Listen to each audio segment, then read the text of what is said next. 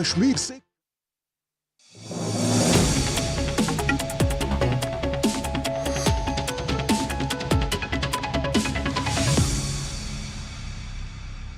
नमस्कार, स्वागत है आप सभी का डीटी न्यूज के इस खास बुलेटिन एक्सप्रेस 100 में, जहां हम आपके लिए लेकर आते हैं राजनीति, मनोरंजन, देश दुनिया, खेल और व्यापार जगत की सभी बड़ी खबरों को एक्सप्रेस यानी फटाफट अंदाज में। मैं हूं शहला निगार। आइए खबरों को देख लेते हैं तेज रफ्तार के साथ। प्रधानमंत्री नरेंद्र मोदी ने 3 अग्रणी युद्धपोत राष्ट्र को किए समर्पित। मुंबई के नौसेना डॉकयार्ड पर हुए समारोह में पीएम ने आईएनएस सूरत, आईएनएस नीलगिरी और आईएनएस बागशीर का जलावतरण किया।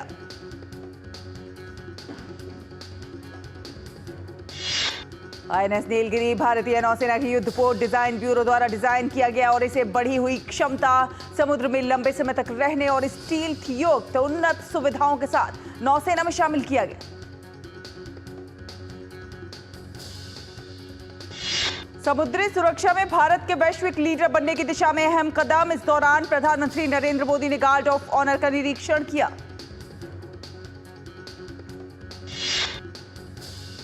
समारोह को संबोधित करते हुए पीएम ने कहा कि यह पहली बार हो रहा है कि जब एक डिस्ट्रॉयर, एक फ्रिगेट और एक सबमरीन को एक साथ कमीशन किया जा रहा है। पीएम ने इस पर गर्व जताया कि ये भारत में ही बने हैं।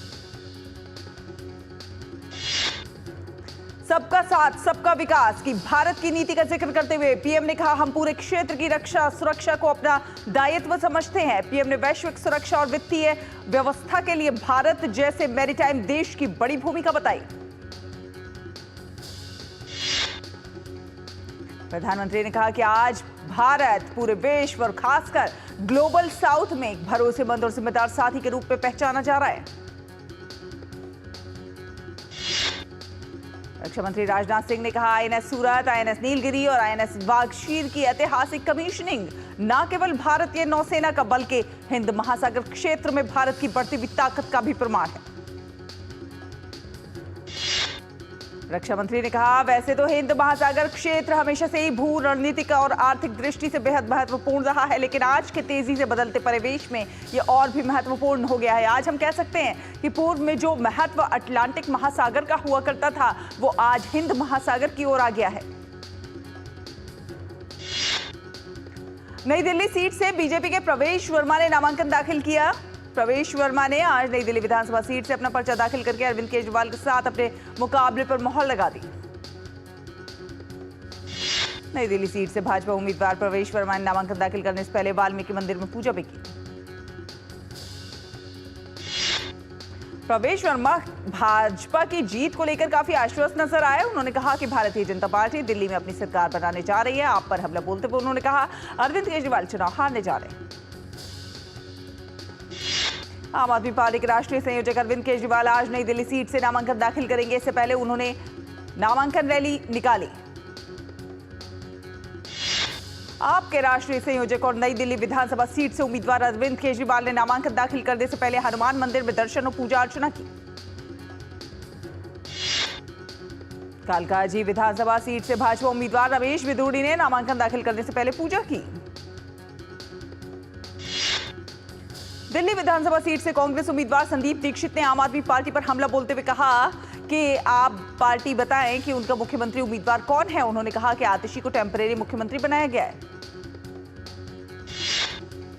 संदीप दीक्षित ने कहा कि अरविंद केजरीवाल ने प्रदूषण के मुद्दे पर कभी कुछ नहीं बोला। उन्होंने कहा कि केजरीवाल विकास के किसी भी विषय पर चर्चा करने को राजी नहीं है। भाजपा सांसद बासुरी स्वराज ने कहा कि दिल्ली में भारी संख्या में भाजपा के लिए समर्थन दिखाई दे रहा है, जो केवल इस बात का संकेत है कि दिल्ली टूटे हुए वादों से थक गई है। दिल्ली अब बहाने नहीं, बदलाव चाहती है। भाजपा सांसद प्रवीण खंडेलवाल ने आप पर हमला बोलते हुए कहा कि भाजपा कार्यकर्ताओं से अधिक चिंता अरविंद केजरीवाल और आपके नेताओं को यह है कि हमारा मुख्यमंत्री कौन होगा। हम दिल्ली में मजबूत और स्थायी सरकार देंगे। करोल बाग विधानसभा क्षेत्र से भाजपा उम्मीदवार दुष्यंत गौतम ने कहा कि ये चुनाव दिल्ली की जनता लड़ रही है, विकास के लिए लड़ रही है। उन्होंने दिल्ली में भाजपा की पूर्ण बहुमत की सरकार बनने वाली है, ये कहा। केंद्रीय मंत्री मनोहर लाल खट्टर ने इंडी गठबंधन में निशाना साधते हुए कहा कि इंडी गठबंधन का कोई आधार नहीं है और किसी भी चुनाव में इसका कोई असर नहीं पड़ने वाला है। भाजपा एक मजबूत पार्टी और दिल्ली में भाजपा की ही सरकार बनेगी। संसदीय दल की अध्यक्ष सोनिया गांधी ने पार्टी अध्यक्ष मल्लिकार्जुन खड़गे, लोकसभा में विपक्ष के नेता राहुल गांधी और पार्टी के अन्य प्रमुख नेताओं की उपस्थिति में दिल्ली में नए पार्टी मुख्यालय का उद्घाटन किया। वहीं आजाद समाज पार्टी ने भी दिल्ली में अपने स्टार प्रचारकों की सूची जारी की। सूची में चंद्रशेखर आजाद, विनय रतन सिंह, राकेश कसाना समेत कई लोगों के नाम।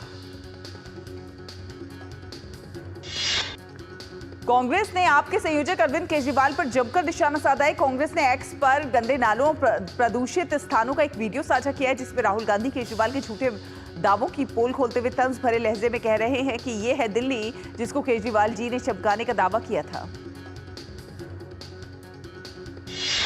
देश की एकता और अखंडता के लिए जीवन न्यौछावर करने वाले वीर जवानों के सम्मान में आज पूरे देश में 77वां भारतीय सेना दिवस मनाया जा रहा है। सेना दिवस उन वीर जवानों के बलिदान को याद करने का दिन है जिन्होंने देश की रक्षा के लिए अपनी जान कुर्बान कर दी।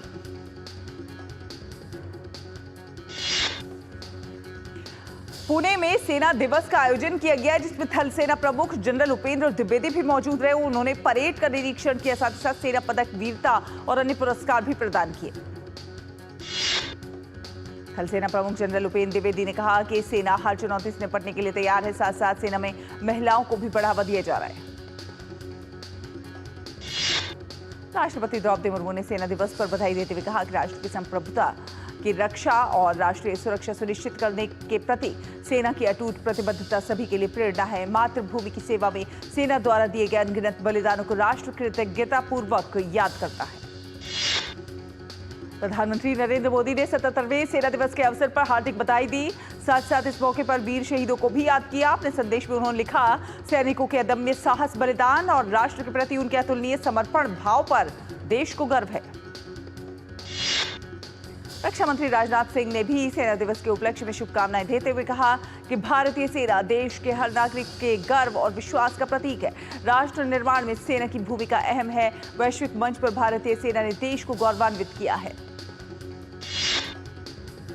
केंद्रीय गृह मंत्री अमित शाह ने भारतीय सेना के बहादुर जवानों और उनके परिवारजनों को थल सेना दिवस की हार्दिक शुभकामनाएं दी। उन्होंने कहा कि सेना के जवानों ने अपने अदम्य शौर्य और पराक्रम से भारतीय थल सेना को दुनिया की सर्वश्रेष्ठ सेनाओं में स्थान दिलाया। उत्तराखंड के मुख्यमंत्री पुष्कर सिंह धामी ने राज्य के नगर निगम चुनावों के लिए पार्टी का संकल्प पत्र जारी किया।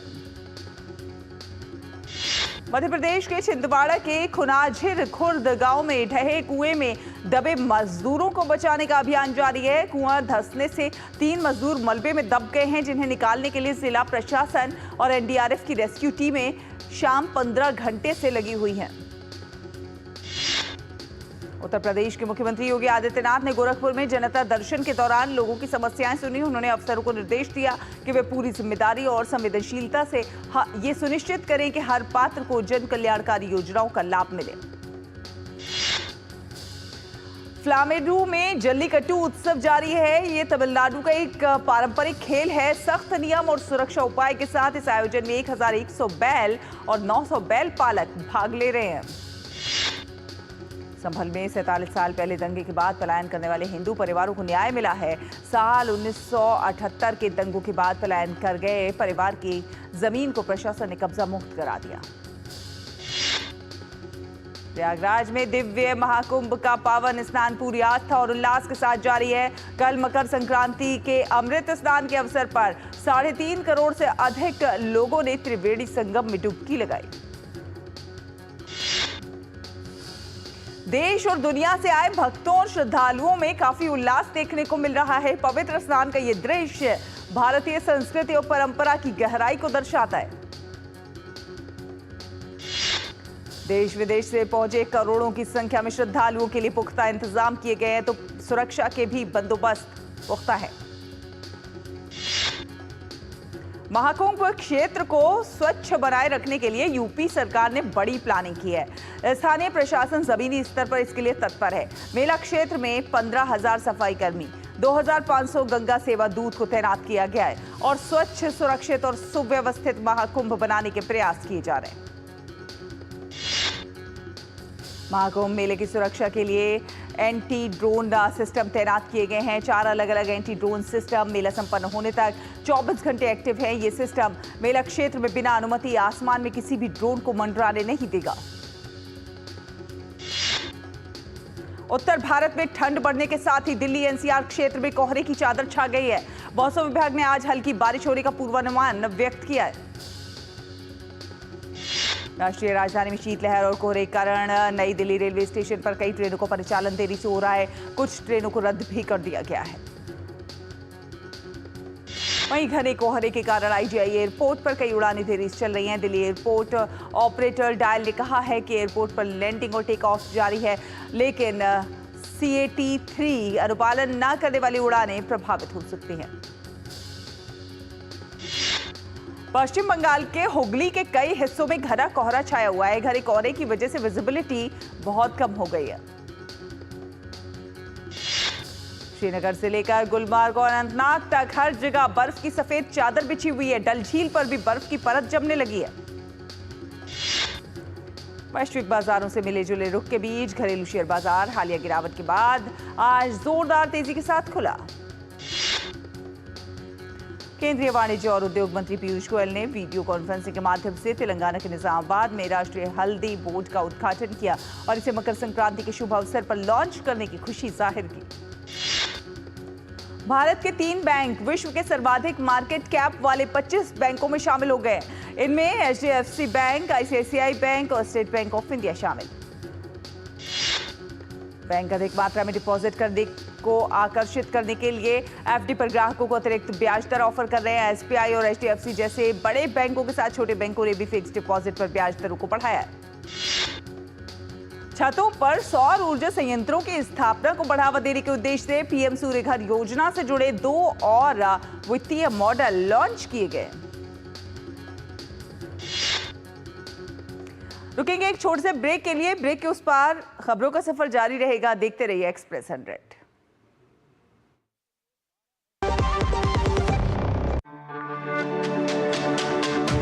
मेरी पसंद, मेरी पसंद,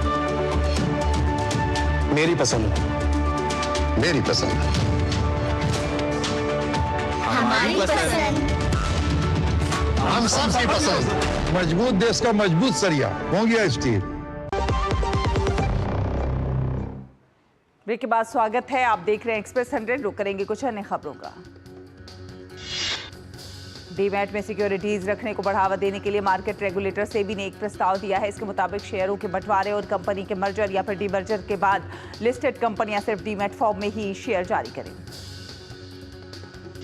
महाकुंभ 2025 के कारण घरेलू और अंतर्राष्ट्रीय स्तर पर मांग बढ़ने के कारण टाटा ग्रुप की एयरलाइन एयर इंडिया ने ऐलान किया है कि वो दिल्ली और प्रयागराज के बीच डेली फ्लाइट का संचालन करेगी।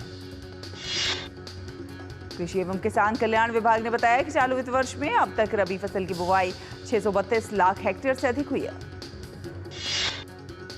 भारत की ऑटोमोबाइल इंडस्ट्री की थोक बिक्री 2024 में सालाना आधार पर 11.6% बढ़कर 2.5 करोड़ यूनिट्स रही।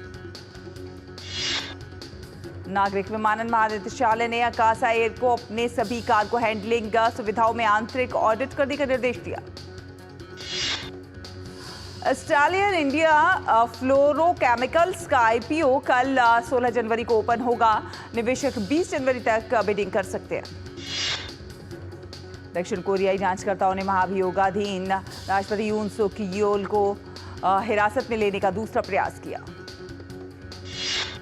राष्ट्रपति यून सुक येओल के सैकड़ों समर्थकों और आलोचकों ने उनके निवास के पास विरोध प्रदर्शन किया। एक पक्ष उनका बचाव कर रहा है जबकि दूसरा पक्ष उन्हें जेल में डालने की मांग कर रहा है।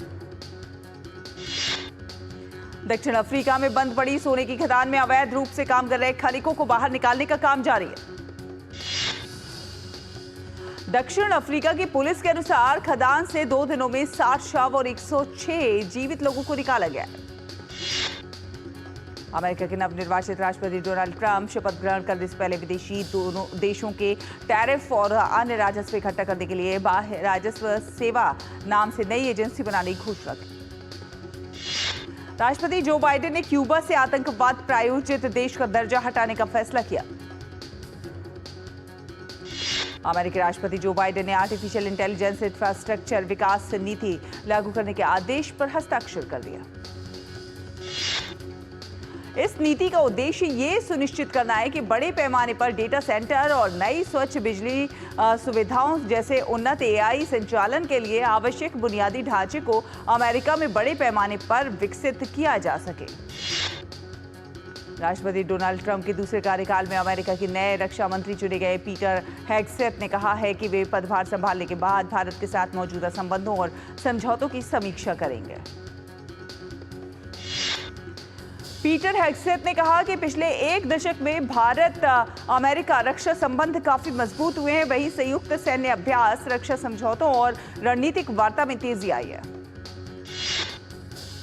यूक्रेन ने दावा किया है कि उसने रूस में कई ठिकानों पर हमला किया और ये युद्ध के बाद से अब तक का सबसे बड़ा हमला।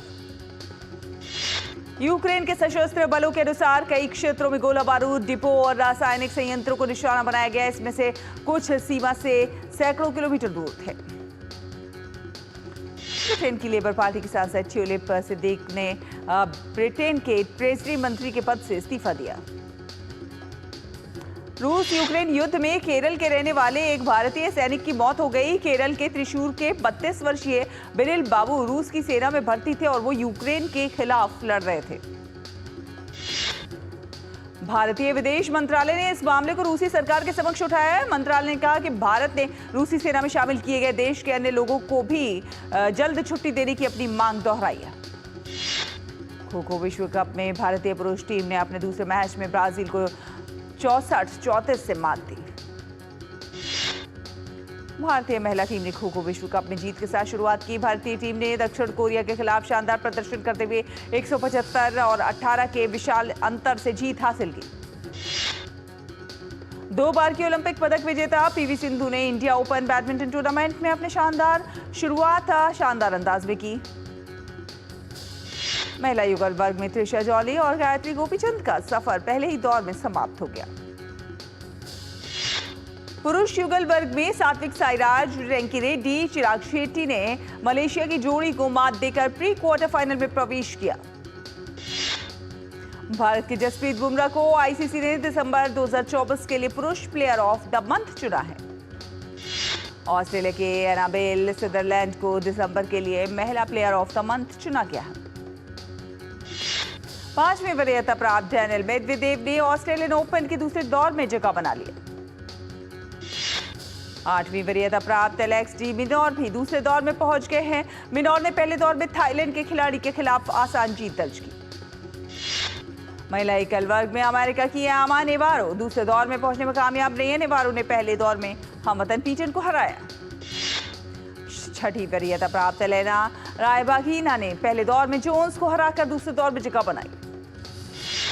वेरोनिका कुदरमेतोवा ने भी दूसरे दौर में प्रवेश कर लिया है। कुदरमेतोवा ने पहले दौर में ऑस्ट्रेलिया की गैरिक को हराया। भारत और आयरलैंड की महिला क्रिकेट टीम के बीच वनडे सीरीज का तीसरा मैच आज राजकोट में खेला जा रहा है। प्रीमियर लीग में ब्रेडफोर्ड और मैन सिटी ने 2-2 से ड्रॉ खेला। मैन सिटी ने 2-0 की बढ़त को गंवा दिया और उन्हें ड्रॉ से संतोष करना पड़ा। हॉलीवुड की जासूसी comedy film back in action का ट्रेलर जारी हो गया है। फिल्म में कैमरून डियाज और जेमी फॉक्स धमाकेदार एक्शन करते हुए नजर आ रहे हैं। गुनीत मोंगा की अनुजा को ऑस्कर 2025 के लिए सर्वश्रेष्ठ लाइव एक्शन शॉर्ट फिल्म श्रेणी के लिए शॉर्ट लिस्ट किया गया है। आर माधवन और कीर्ति कोल्हारी की फिल्म हिसाब बराबर ओटीटी प्लेटफॉर्म ZEE5 पर 24 जनवरी को रिलीज होगी। शाहिद कपूर और पूजा हेगड़े की फिल्म देवा 31 जनवरी को सिनेमाघरों में रिलीज होगी। अभिनेत्री अमीषा पटेल ने फिल्म कहो ना प्यार है की क्लाइमैक्स सीन की शूटिंग के दौरान अभिनेता के बुरी तरह से घायल हो जाने का किस्सा साझा किया। रवीना टंडन की बेटी राशा थाडानी ने जानवी, खुशी और सुहाना से उनकी तुलना करने वालों को जवाब देते हुए लिखा है कि अभी तक उनकी फिल्म रिलीज नहीं हुई है, इसलिए अभी लोगों का ये तुलना करना गलत है। फिल्म निर्माता राम गोपाल वर्मा ने रामचरण की फिल्म गेम चेंजर के बॉक्स ऑफिस कलेक्शन को लेकर विवादित बयान देते हुए कहा कि आंकड़ों को लेकर झूठ बोला जा रहा है। कर्नाटक हाईकोर्ट ने ड्रग्स सेवन मामले में कन्नड़ अभिनेत्री रागिनी द्विवेदी के खिलाफ आपराधिक कार्यवाही रद्द करते हुए कहा कि अभियोजन पक्ष आरोपों को पुख्ता सबूतों के साथ साबित नहीं कर सका। फिल्म महाअवतार नरसिम्हा का टीजर हुआ जारी। ये फिल्म एक ऐतिहासिक और पौराणिक कथा को आधार बनाकर बनाई जा रही है, जो कि भगवान विष्णु के नरसिंह अवतार पर केंद्रित होगी। Dubai 24H motor car race में जीत हासिल करने के बाद तमिल सुपरस्टार अजित कुमार ने अपने प्रशंसकों का धन्यवाद किया और सभी के लिए अपार समर्थन के लिए एक विशेष नोट भी लिखा। कोरियोग्राफर गणेश आचार्य ने मकर संक्रांति के मौके पर उन्होंने एक नई फिल्म सिर्फ तुम लव हैज नो रीजन की घोषणा की। जयदीप अहलावत की मोस्ट अवेटेड वेब सीरीज पाताल लोक 2 17 जनवरी को OTT प्राइम वीडियो पर होगी रिलीज। अक्षय कुमार और वीर पहाड़िया स्टारर फिल्म स्काई फोर्स 24 जनवरी को गणतंत्र दिवस के अवसर पर थिएटर्स में रिलीज होने वाली है। 17 जनवरी को मनाया जाएगा सिनेमा लवर डे। इस दिन देश भर में ज्यादातर सिनेमा घरों और मल्टीप्लेक्स में 99 रुपए में फिल्म दिखाई जाएगी। मिथिला पालकर और अमोल पाराशर की फिल्म स्वीट ड्रीम्स की रिलीज डेट का हुआ ऐलान। फिल्म 24 जनवरी को डिज्नी प्लस हॉटस्टार पर होगी रिलीज। फिलहाल एक्सप्रेस न्यूज में इतना ही। डीडी न्यूज पर खबरों का सफर लगातार जारी है। आप देखते रहिए डीडी न्यूज। नमस्कार।